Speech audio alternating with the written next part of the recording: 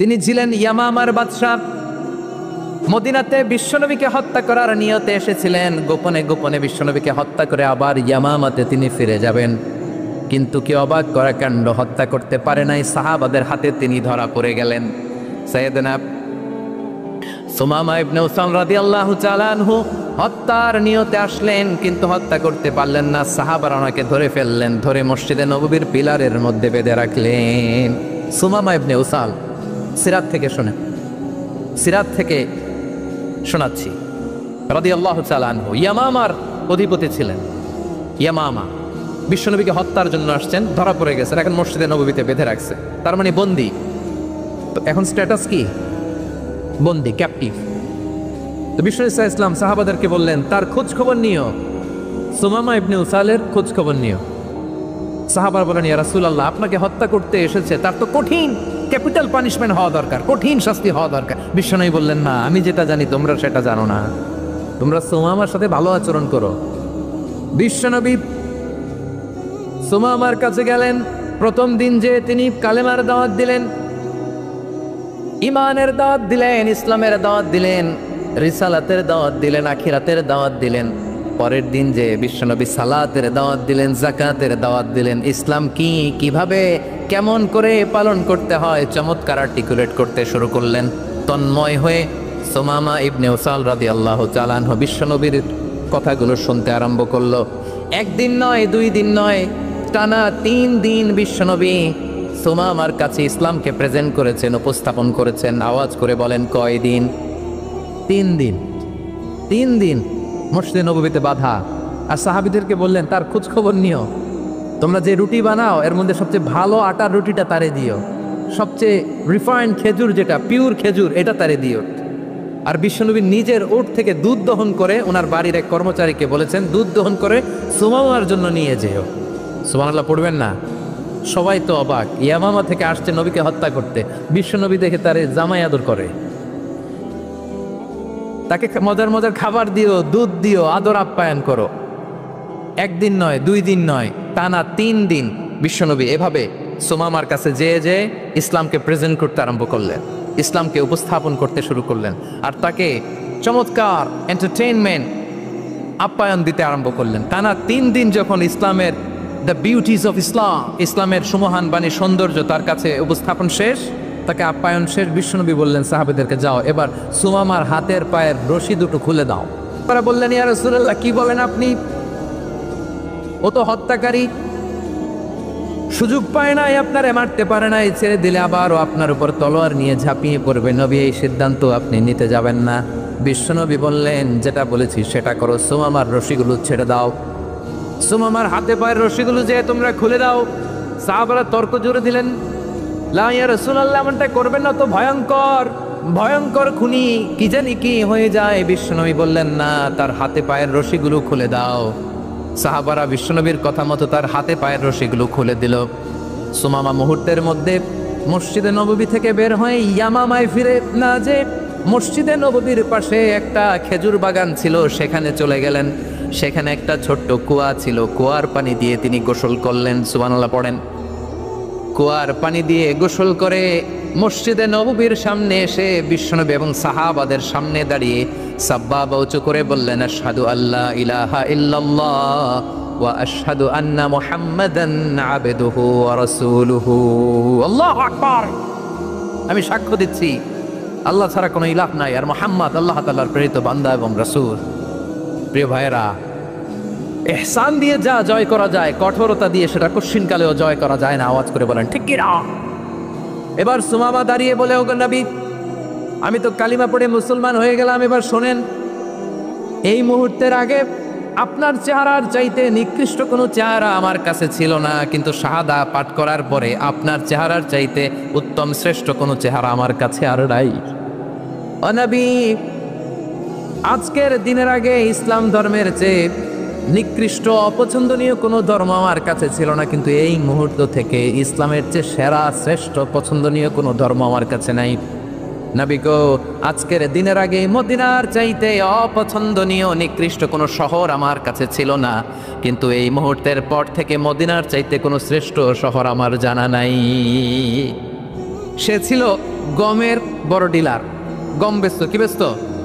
তার গম কিনে মক্কার লোকেরা রুটি খাইতো। সে ঘোষণা দিল, আজকে থেকে মক্কাবাসীদের জন্য সব গম আমি হারাম করে দিলাম, মক্কাবাসী এখন না খেয়ে মরে। সুবহানাল্লাহ পড়বেন না? মক্কাবাসী বিশ্বনবীর কাছে আসলেন, এসে বললেন, মুহাম্মদ, আমরা তো তোমার ভাই, তোমার চাচা, তোমার ভাতিজা, তোমার আত্মীয়, তুমি সুমামারে বলো সে যেন আবার গমের সাপ্লাই মক্কার জন্য অনুমতি দিয়ে দেয়। বিশ্বনবীর অনুমতি ক্রমে সুমামা আবার মক্কাতে গম পাঠাতে শুরু করলো। পড়েন সুবহানাল্লাহ। ইহসান, ইহসান দিয়ে আপনি যেটা জয় করতে পারবেন, you can win the heart of your enemies. ইহসান দিয়ে আপনি আপনার শত্রুর হৃদয়কে জয় করতে পারবেন। আওয়াজ করে বলেন ঠিক কিনা?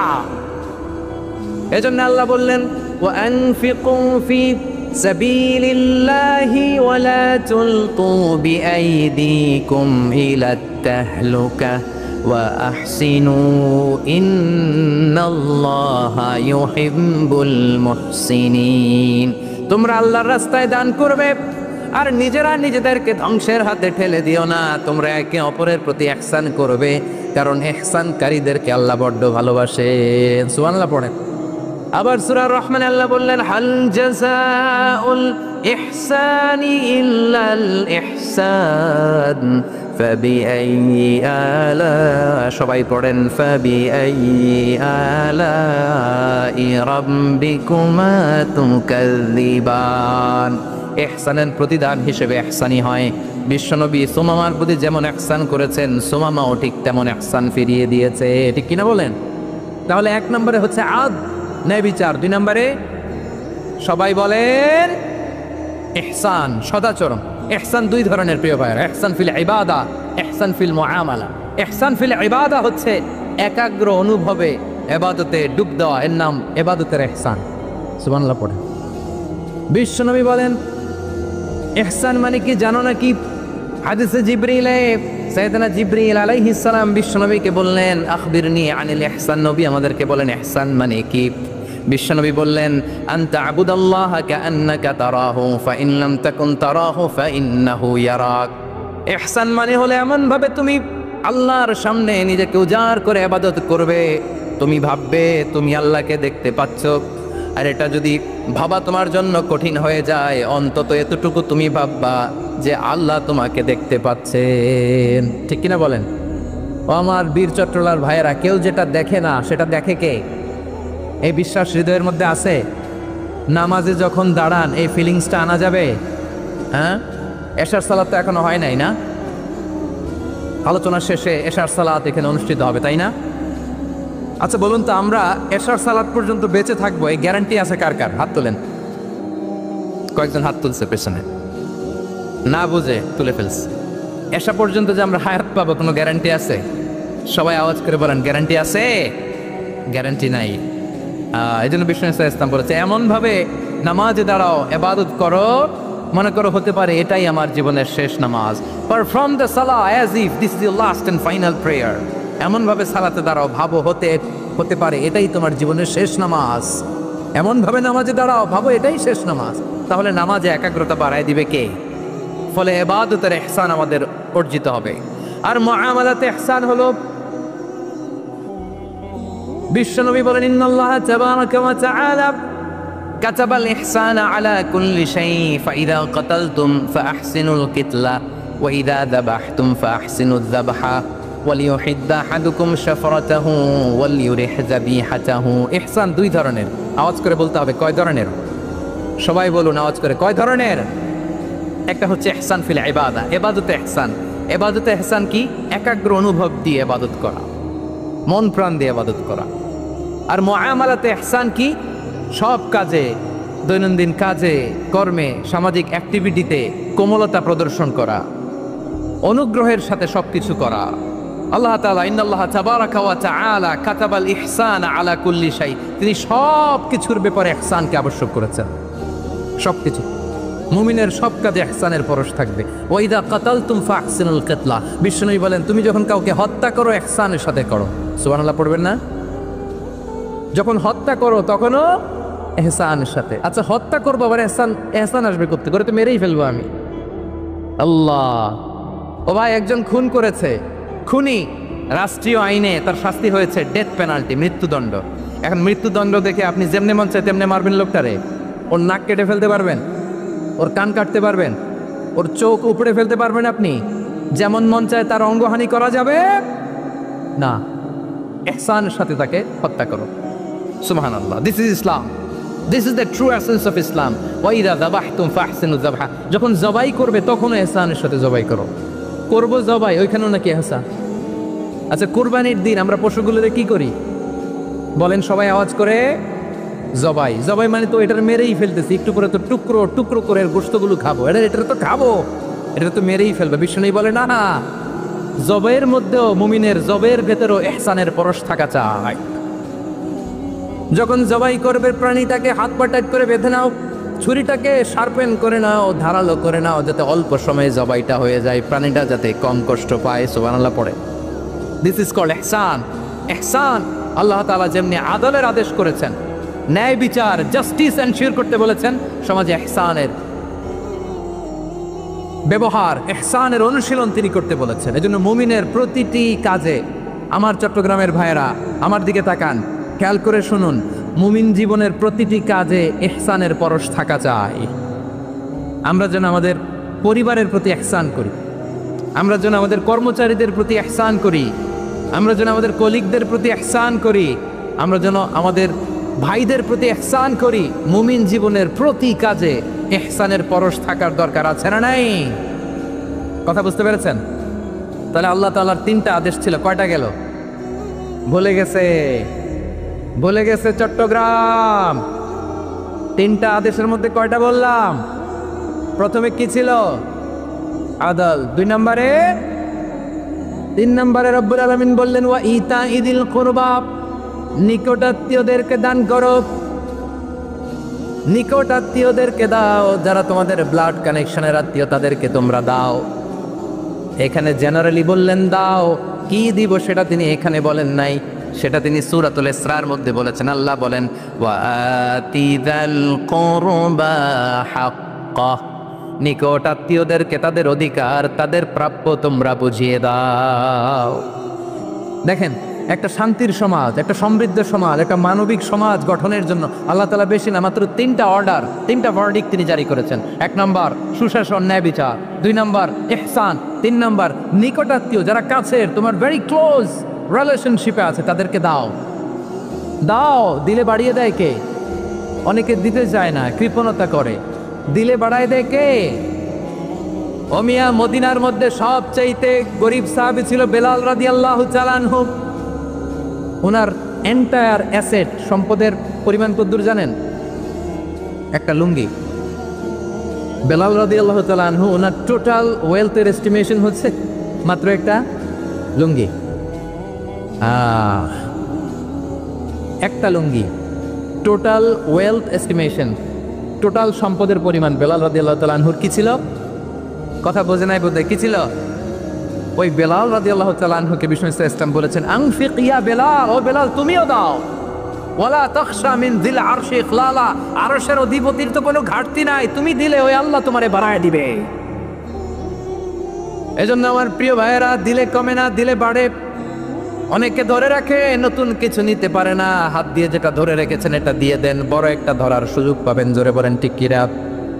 ধরেন 5 কেজি ওজনের একটা ধরে রাখছেন, এখন 10, এটা না ছাড়লে 10 কেজি ধরতে পারবেন আপনি?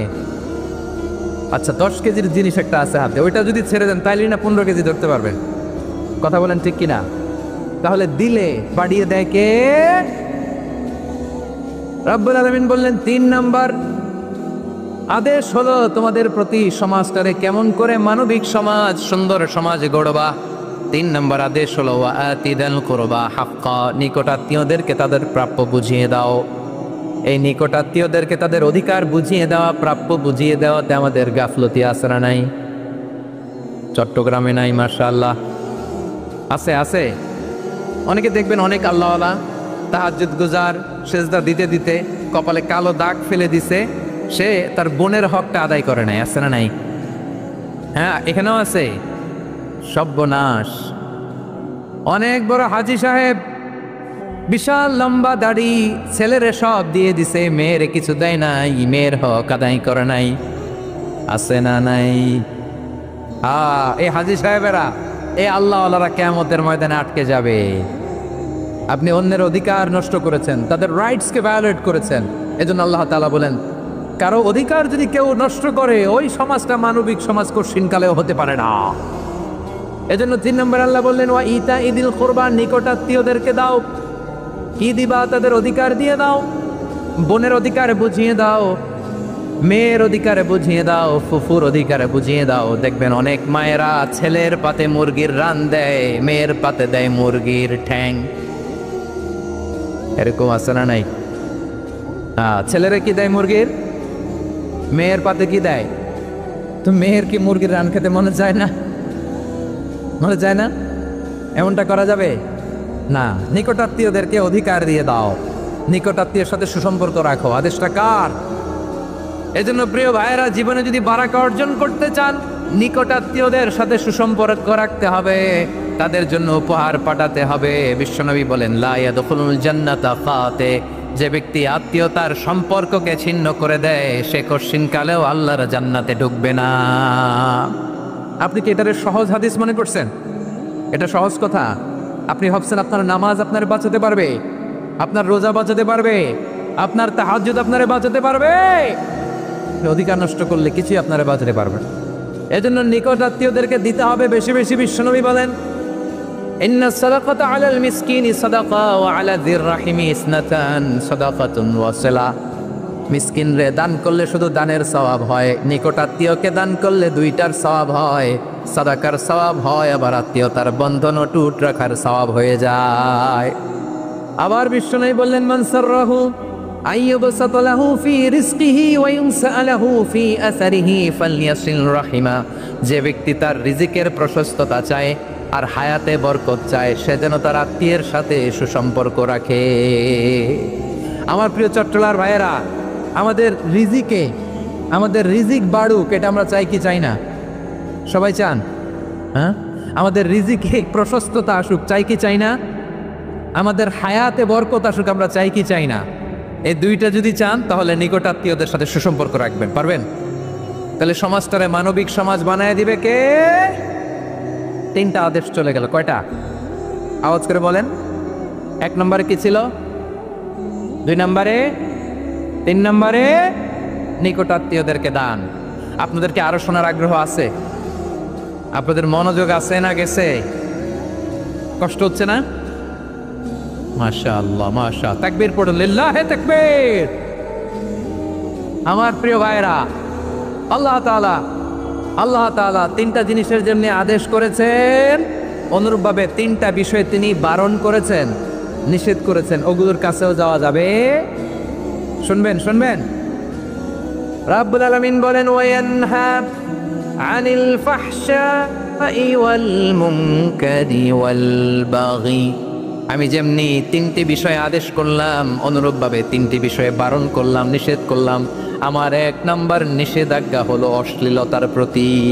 ফাহশা, ওয়ায়ানহা আনিল ফাহশা, আল্লাহ তাআলা অশ্লীলতাকে নিষেধ করেছেন। কোন জিনিসকে? সবাই বলুন, কোন জিনিসকে? যত ধরনের, যত টাইপের, যত ক্যাটাগরির অশ্লীলতা হতে পারে, সব অশ্লীলতাকে হারাম করেছেন কে? ফাহশা মানে কি? কথায়, কাজে, আচরণে, কমেন্ট, ফেসবুকের কমেন্টসে যত ধরনের নোংরামো আছে, যত ধরনের অশ্লীলতা আছে, এটাকে আরবিতে বলে ফাহশা। এটাকে কি বলে? রাব্বুল আলামিন বলেন, কুল ইন্নামা حرم ربي الفواحش ما ظهر منها وما بطن। ও নবী, আপনি বলে দেন, আমার রব প্রকাশ্য, অপ্রকাশ্য, স্পষ্ট কিংবা অস্পষ্ট, দৃশ্যমান কিংবা অদৃশ্যমান সব অশ্লীলতাকে হারাম করেছেন। সব ধরনের অশ্লীলতা হারাম, সব ধরনের। আল্লাহ তাআলা আমাদেরকে অশ্লীলতা থেকে বাঁচান, অশ্লীলতা থেকে তিনি আমাদেরকে হেফাজত করুক। পড়েন আমিন। এবার বলেন, আমাদের সমাজে অশ্লীলতা আছে না নাই? চট্টগ্রামে নাই? আমি কই নাই, ওনারা বলে আছে। দেখছেন, আমি সামহাও বাঁচায় দেওয়ার ট্রাই করতেছি, ওনারা বলে আছে।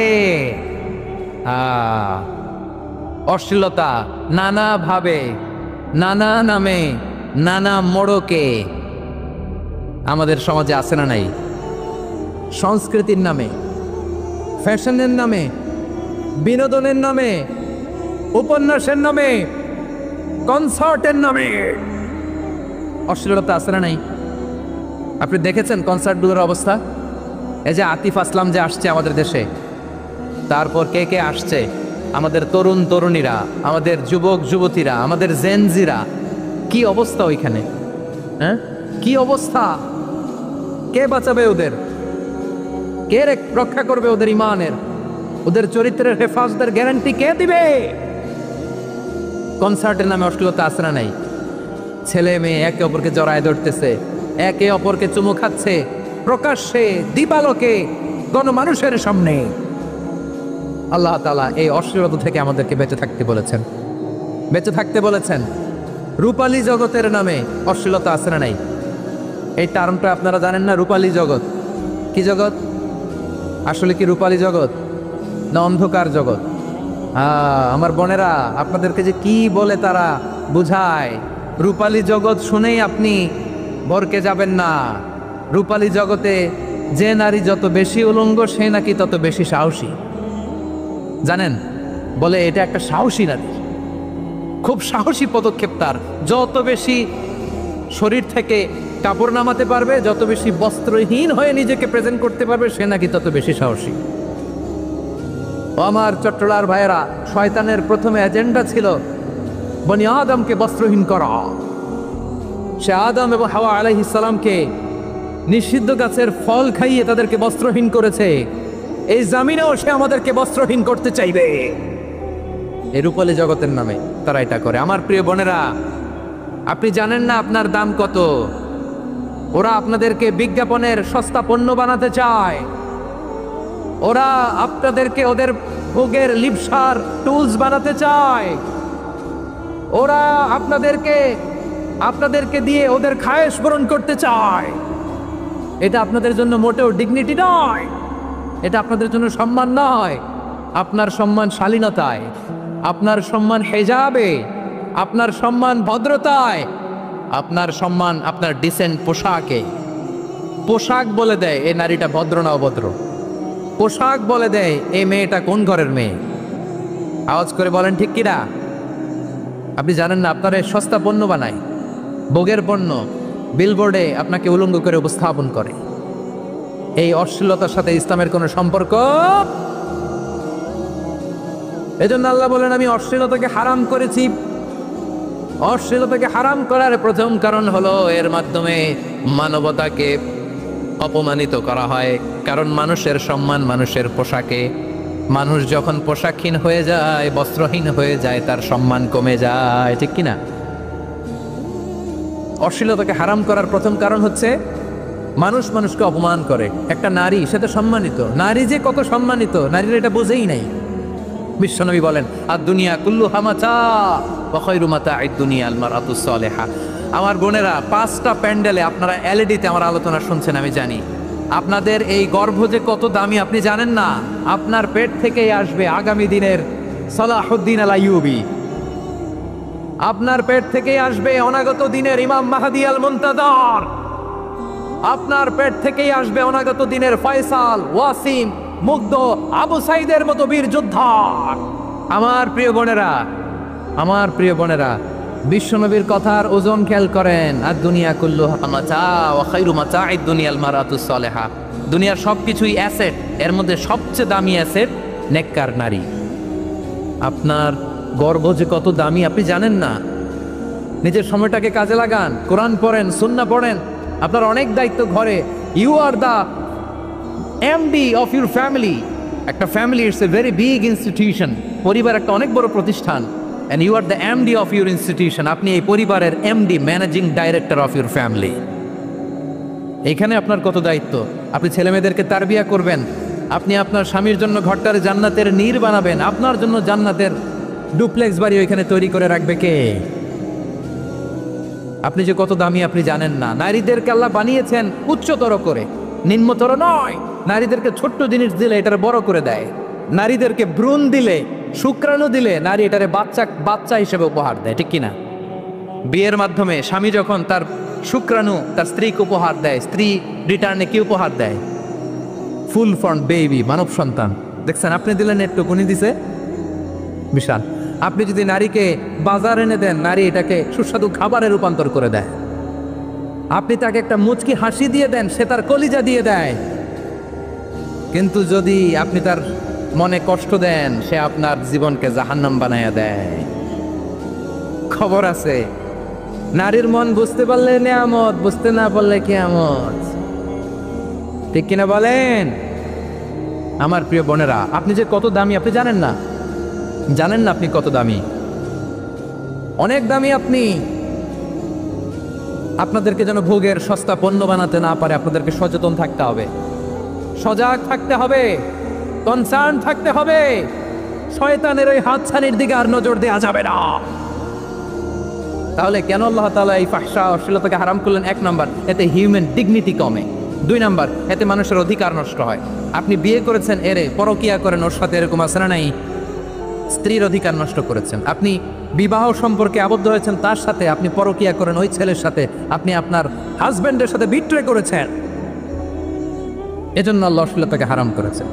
অশ্লীলতাকে হারাম করার আরেকটা কারণ হচ্ছে আল্লাহ তাআলা এই হিউম্যান জেনারেশনকে এটাকে প্রিজার্ভ করতে চায়। হিফজুন নাসল, এটা মাকাসিদুশ শরিয়ার অনেক গুরুত্বপূর্ণ একটা মাকাসিদ, অনেক গুরুত্বপূর্ণ। আপনার নাসল, আপনার জেনারেশনকে সংরক্ষণ করা। এই যে আসতেছে ফেব্রুয়ারি, কত ফেব্রুয়ারি জানো? এটা কি বিশ্ব ভালোবাসা দিবস? হ্যাঁ, কি দিবস? এই বিশ্ব ভালোবাসা দিবসের সাথে মুসলমানদের কোনো সম্পর্ক নাই। আমার প্রিয় ভাইরা, এই যে আপনি অবৈধ সম্পর্কে জড়ালেন, কেন আল্লাহ অশ্লীলতাকে হারাম করেছে দেখেন। বলতেছিলাম যে এটা আপনার নাসল, আপনার জেনারেশন, আপনার লিনিয়েজ, আপনার বংশকে প্রিজার্ভ করা। কে কার বাবা, কে কার মা, বাবা মা জানা, প্রজন্মকে প্রিজার্ভ করা, এটা ইসলাম ওয়াজিব করে দিয়েছে। এই যে অবৈধ সম্পর্কের কারণে, বিশ্ব বেহায়া দিবসের কারণে, এগুলোর আউটকাম, আউটপুট হিসেবে মাঝে মাঝে এই ঢাকা মেডিকেলের ডাস্টবিনে নবজাতকের বাচ্চার কান্নার আওয়াজ শুনতে পাওয়া যায়। চট্টগ্রাম মেডিকেলের ডাস্টবিনে নবজাতকের কান্না শুনতে পাওয়া যায়। বীর চট্টলার মুসলমানেরা বুঝতে পারলে আওয়াজ করে বলেন, এই যে চট্টগ্রাম মেডিকেলে যে নবজাতকটা পাওয়া গেল, ওর বাবাকে আমাকে বলেন, ওর বাবাকে, ওর মাকে, ও কোন ফ্যামিলির সন্তান কেউ জানে? আপনি হিউম্যান ডিগনিটিকে অপমান করেছেন না? আপনি তার ভবিষ্যৎকে অন্ধকার করেছেন না? আপনি তার লিনিয়েজকে প্রশ্নবিদ্ধ করে দিয়েছেন না? এই জন্য আল্লাহ তাআলা অশ্লীলতাকে আমাদের জন্য হারাম করে দিয়েছেন। পড়েন সুবহানাল্লাহ। এই জন্য রাব্বুল আলামিন বলেন, কুল ইন্নামা হারামা রাব্বিয়াল ফাওয়াহিশা মা যাহারা মিনহা ওয়া মা বাতান। প্রকাশ্য অপ্রকাশ্য সব অশ্লীলতাকে হারাম ঘোষণা করে দিয়েছে কে? আবার দুনিয়ার বুকে যারা অশ্লীলতার প্রসার করে তাদের জন্য শাস্তি মজুদ রেখেছে কে? রব্বুল আলামিন বলেন, ইন্নাল্লাযীনা ইউহিব্বুনা আন তাশিআল ফাহিশাতু ফিল্লাযীনা আমানু লাহুম আযাবুন আলীমুন ফিদ দুনিয়া ওয়াল আখিরাতি ওয়াল্লাহু ইয়ালামু ওয়া আনতুম লা তা'লামুন। নিশ্চয়ই যারা বিশ্বাসীদের মাঝে অশ্লীলতার প্রচার প্রসার করতে চায় তাদের জন্য আমি মর্মন্তুদ শাস্তি প্রস্তুত করে রেখেছি। দুনিয়াতেও রেখেছি, আখিরাতেও রেখেছি। ঘোষণাটা কার? যারাই নাটকের নামে, সিনেমার নামে, রূপালী জগতের নামে, মুভির নামে, ওটিটি প্ল্যাটফর্মের নামে আমার সমাজে অশ্লীলতা ছড়াতে চায় তাদের জন্য কঠিন মর্মন্তুদ শাস্তি মজুদ রেখে দিয়েছে কে? ও আমার বোনেরা, এখনো আপনি জাগবেন না? এখনো আপনার চিন্তার দুয়ারে এখনো নাড়া পড়ে নাই? ওরা আপনাকে উলঙ্গ বানাতে চায়, ওরা আপনাকে আইটেম গার্ল বানাতে চায়। এজন্য ইসলাম অশ্লীলতাকে হারাম করেছে। হারাম। ইসলাম বলেছে যোজন যোজন দূরে থাকো, ওরা বলে না কাছে আসো, কাছে আসার গল্প, ক্লোজ আপ ওয়ান, কাছে আসার গল্প আছে না নাই? চট্টগ্রামে তো এগুলো নাই মাশাআল্লাহ। হ্যাঁ, এখানেও আছে ক্লোজ আপ ওয়ান, কাছে আসার গল্প। আল্লাহ বলেন, ওয়ালা তাকরাবুজ জিনা, কাছেও এসো না, জিনা থেকে যোজন যোজন কিলো দূরে থাকো, ওরা বলে কাছে আসার গল্প।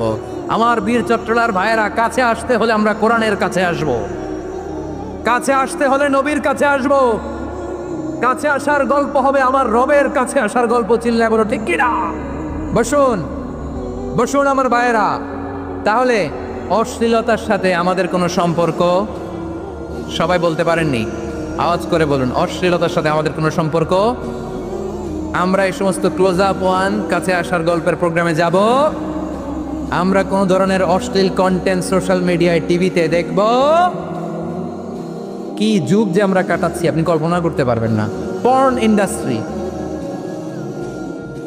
নারী পুরুষের বস্ত্রহীন যুগল দৃশ্য, এটাকে দিয়ে ওরা কোটি ডলারের ইন্ডাস্ট্রি বানিয়েছে।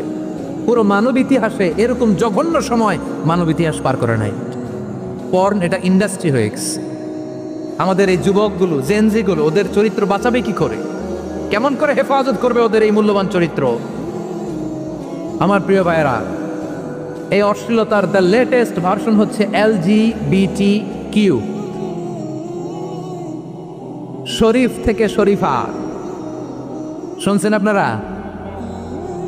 দেখতে পুরুষ, আসলেই পুরুষ, সুস্থ একজন পুরুষ, 4 সন্তানের বাবা, বলে আমি মনে মনে নারী। দেখতে নারী, সুস্থ নারী, আসলেই সে দিব্যি একজন নারী, বলে আমি মনে মনে পুরুষ। সবচেয়ে ভয়ঙ্কর অশ্লীলতার সবচাইতে লেটেস্ট ভার্সন হচ্ছে এই ট্রান্সজেন্ডারিজম। সুস্থ পুরুষ তার বায়োলজিক্যাল গ্রোথকে হরমোন দিয়ে স্টপ করে দিয়ে সে সার্জারি করে নারী হতে চায়। সুস্থ নারী পুরুষ হতে চায়। পুরুষ পুরুষের প্রতি সেক্সুয়ালি আকর্ষণ বোধ করে। এটা লূত আলাইহিস সালামের কওমের মধ্যে ছিল। এটাকেও আল্লাহ কোরআনে ফাহিশা বলেছেন। ওয়ালুতান ইয ক্বালা লিকওমিহি আতাতুনাল ফাহিশাতা মা সাবাকাকুম বিহা মিন আহাদিম মিনাল আলামিন।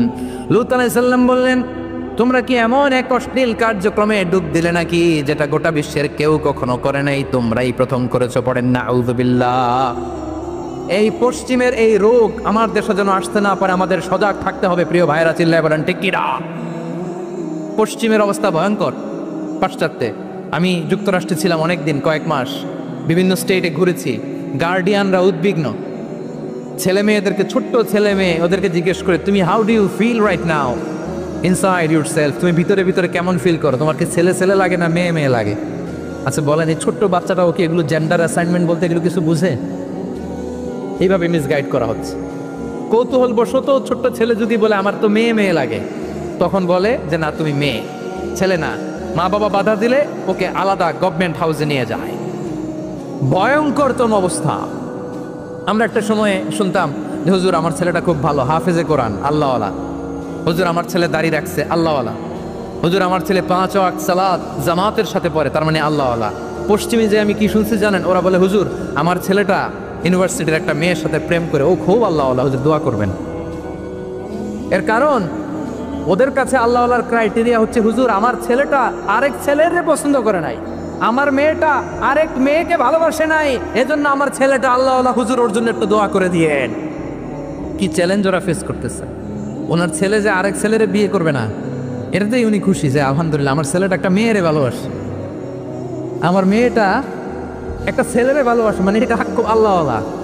নাউজুবিল্লাহ পড়তে পারলেন না? এজন্য অশ্লীলতার সাথে আমাদের কোনো সম্পর্ক।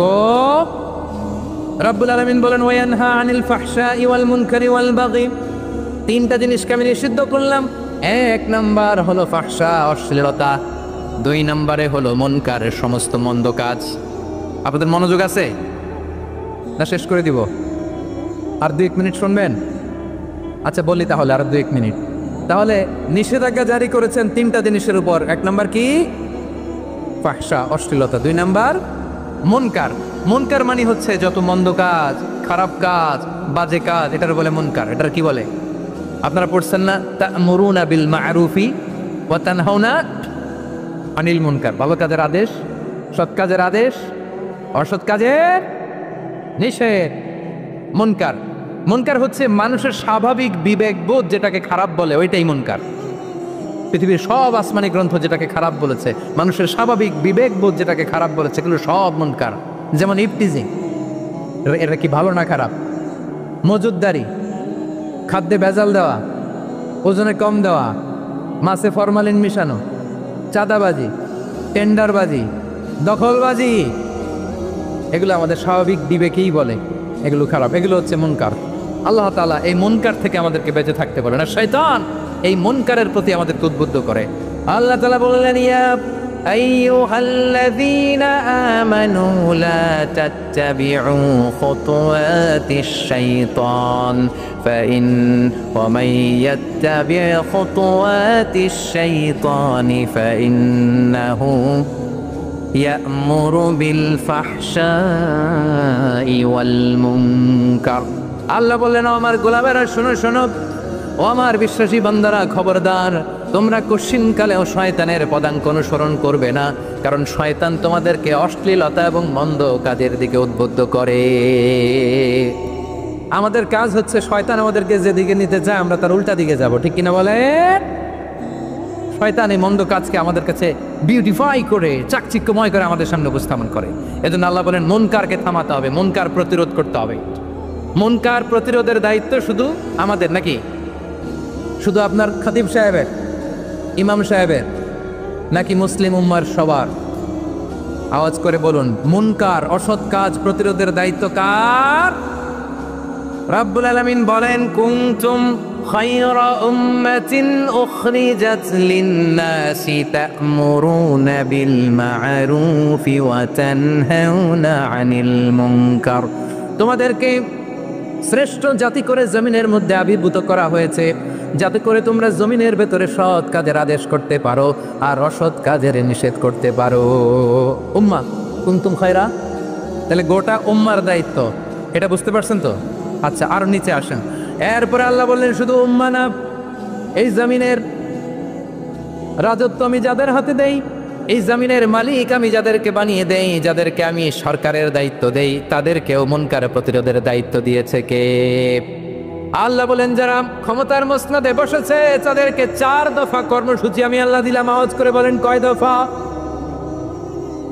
আল্লাহ বলেন, আল্লাযীনা ইম্মাক্কান্নাহুম ফিল আরদি আকামুস সালাতা ওয়া আতাউয যাকাতা ওয়া আমারু বিল মা'রুফি ওয়া নাহাউ আনিল মুনকার ওয়ালিল্লাহি আকিবাতুল উমুর। যারা এই জমিনের উত্তরাধিকার হয়েছে তারা 4 দফা কর্মসূচি নিয়ে সামনে আগাবা। সালাত কায়েম করবা, যাকাত আদায় করবা, সৎ কাজের আদেশ দিবা, অসৎ কাজ থেকে মুনকার প্রতিরোধ করবা। আদেশটা কার? আমার প্রিয় চট্টলার ভাইরা, পুরো উম্মার দায়িত্ব মুনকার প্রতিরোধ করা, সরকার প্রধানের দায়িত্ব মুনকার প্রতিরোধ করা। এরপর আল্লাহ বলেন, প্রতিটা ফ্যামিলির যিনি প্রধান সিইও বাবা, প্রত্যেক বাবারও দায়িত্ব এই মুনকার প্রতিরোধ করা। আওয়াজ করে বলেন ঠিক কিনা? যেমনটি সাইয়েদনা লুকমান আলাইহিস সালাম ওনার কলিজার টুকরা সন্তানকে আদেশ করেছেন, ইয়া বুনাইয়া আকিমিস সালাতা ওয়া'মুর বিল মা'রুফি ওয়ানহা আনিল মুনকার। পড়েন সুবহানাল্লাহ। বাবা ছেলেকে সবক দিচ্ছে। কে সবক দিচ্ছে? কাকে? লুকমান আলাইহিস সালাম ছেলেকে বলতেছে, ওরে আমার কলিজার টুকরা সন্তান, ওরে আমার বাছা, নামাজ কায়েম করবা, সৎ কাজের আদেশ দিবা, আর মুনকার প্রতিরোধ করবা, অসৎ কাজ, সমাজ থেকে খারাপ কাজকে ঝেঁটে বিদায় করে দিবা।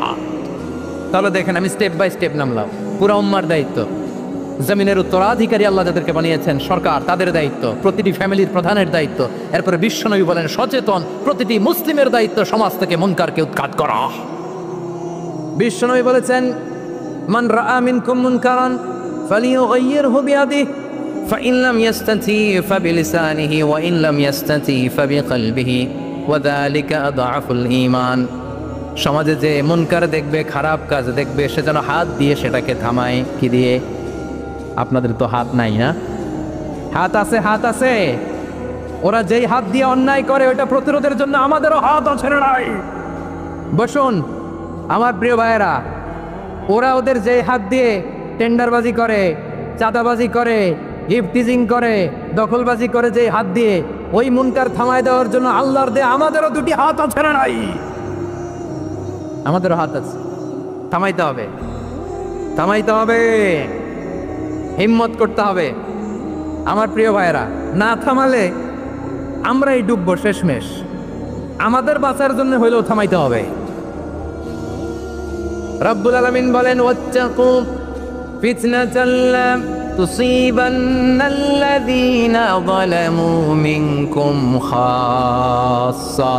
ও আমার গোলামেরা, ওই আযাবকে ভয় করো যে আযাব যখন আমি জমিনের বুকে পাঠাই শুধু জালেমদেরকেই মারি না, আলেমদেরকেও মারি।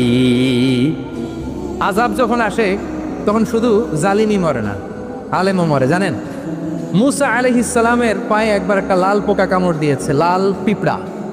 লাল পিঁপড়া কামড় দিলে খুব আরাম লাগে না? কি লাগে? হ্যাঁ, জলে না? লাল একটা পিঁপড়া কামড় দিছে, তো উনি রেগে মেগে পাশি দেখে লাল পিঁপড়ার বাসা, পা দিয়ে ডলে মুছে সবগুলো পিঁপড়া মেরে ফেলছে। এই ঘটনাটা আল্লাহ ঘটিয়েছেন এজন্য মুসা আলাইহিস সালাম ছিলেন কালিমুল্লাহ, সরাসরি আল্লাহর সাথে কথা বলতেন। তিনি আল্লাহকে জিজ্ঞেস করেছিলেন, আল্লাহ তুমি যখন কোনো জনপদে আযাব পাঠাও, শাস্তি দাও, ওখানকার শুধু জালেমরাই তো মরে না, ভালো মানুষগুলাও মরে, তো আযাব দিবা মুশরিকদের উপর দিবা, অবাধ্যদের উপর দিবা, ভালো মানুষগুলারে মারো কেন? আল্লাহ বললেন, মুসা তোমার যে কামড় দিছিল পায়ের মধ্যে পিঁপড়া, কয়টা পিঁপড়া? জোরে বলেন। একটা পিঁপড়া, তো সবগুলারে মারলা কেন? রেগে মেগে পুরো পিঁপড়ার বাসা ভেঙে ম্যাসাকার করলা কেন?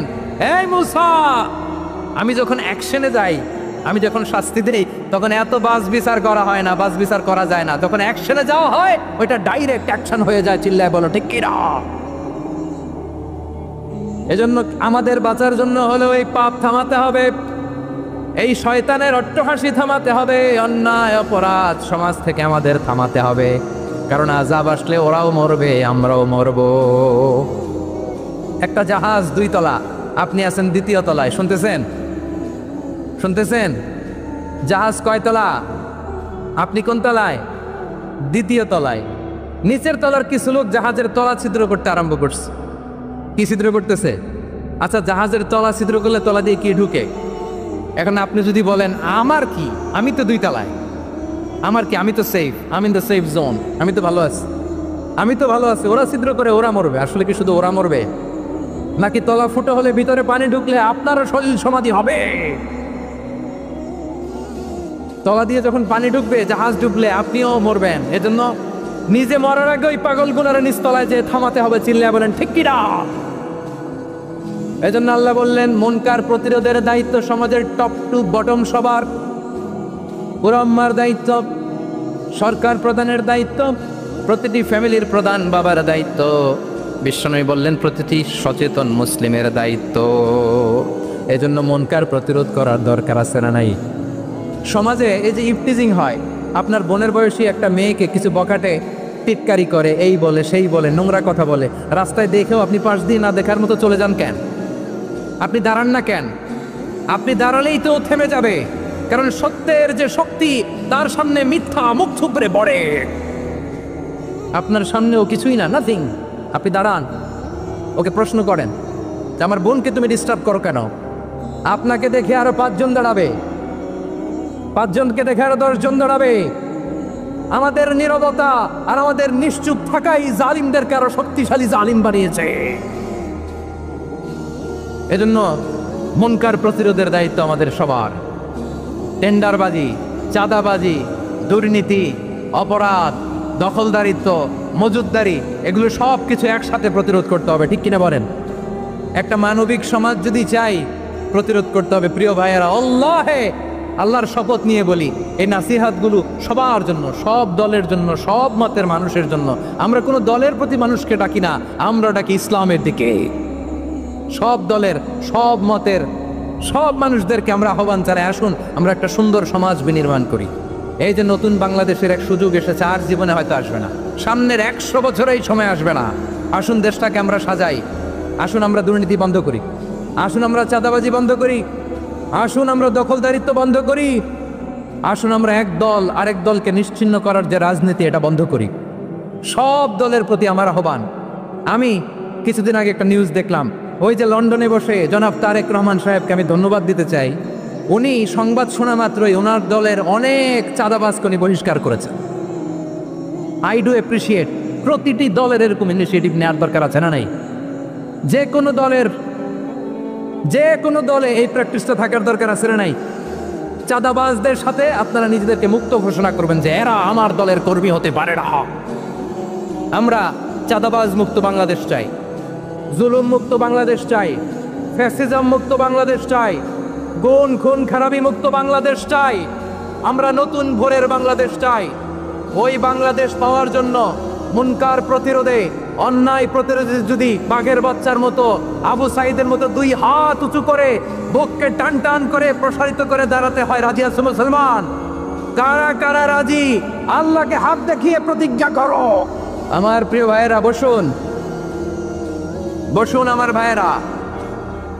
রাব্বুল আলামিন বলেন, ওয়ায়ানহা আনিল ফাহশাই ওয়াল মুনকারি ওয়াল বাগি ইয়াইযুকুম লাআল্লাকুম তাযাক্কারুন। বসুন। আল্লাহ বললেন, আমি অশ্লীলতাকে নিষেধ করি, আমি সব ধরনের মন্দ কাজকে নিষিদ্ধ করি, সব শেষে আমি সীমা লঙ্ঘনকে তোমাদের জন্য নিষিদ্ধ করি। আলোচনা মনে আছে তো, না ভুলে গেছেন? নিষিদ্ধ করেছেন কয়টা জিনিস? 1 নম্বরে অশ্লীলতা, 2 নম্বরে মুনকার তথা সব মন্দ কাজ, 3 নম্বরে আল বাগি সীমা লঙ্ঘন, ক্রসিং দ্য লিমিট। সীমা লঙ্ঘন করা ভালো না। We all should know our limits. চিল্লায় বলেন ঠিক কিনা? একই আয়াতে আল্লাহ বললেন, কুল ইন্নামা حرم ربي الفواحش ما ظهر منها وما بطن والإثم والبغي بغير الحق। অন্যায় ভাবে যে অবাধ্য হয়, যে সীমা লঙ্ঘন করে, তাদেরকেও আমি এটা হারাম করে দিলাম। সীমা লঙ্ঘন করা হারাম, সীমা লঙ্ঘন করা হারাম। আল্লাহ বারবার বারবার আমাদেরকে ওয়ার্নিং দেয়। যখন আমরা থামি না তখন আল্লাহ ধরে, আর যখন ধরে তখন ছাড়ে না। ধরে ধরে ধরে না, ধরলে আল্লাহ। ফেরাউনকে কিন্তু হুট করে ধরে নাই, আপনারা জানেন। 9 বার ওয়ার্নিং দিয়েছে ফেরাউনকে। আল্লাহ তাআলা ওয়ার্নিং দিয়েছিল কয়বার? বীর চট্টলার বীর সেনানীরা আওয়াজ করে বলেন, ফেরাউনকে ধরার আগে ওয়ার্নিং দেওয়া হয়েছিল কয়টা? রাব্বুল আলামিন বলেন, ওয়ালাকাদ আতাইনা মূসা 9 আয়াতিন বাইয়িনাত। 9টা মুজিজা দেখিয়েছি। 1 2 3 বারবার এইভাবে রিমাইন্ডার, ওইভাবে রিমাইন্ডার, এইভাবে নাসিহাত, ওইভাবে দাওয়া। ফাকুলা লাহু কওলান লাইয়িনা, নরম করে বলো, সফট করে বলো। যত ওয়ে হতে পারে দাওয়া মেথডোলজি মুসা আলাইহিস সালামের সব অ্যাপ্লাই শেষ। 10ম বারে যে আল্লাহ ধরছে, 10ম বারে যে ধরেছে। এজন্য আল্লাহ বলেন, আমি সীমা লঙ্ঘনকে পছন্দ করি না। কোরআনের অন্য আয়াতে বাগীকে বলা হয়েছে ইতিদা, সীমা লঙ্ঘন যারা করে তাদেরকে আল্লাহ বলেছেন মুতাদিন। وقاتلوا في سبيل الله الذين يقاتلونكم ولا تعتدوا إن الله لا يحب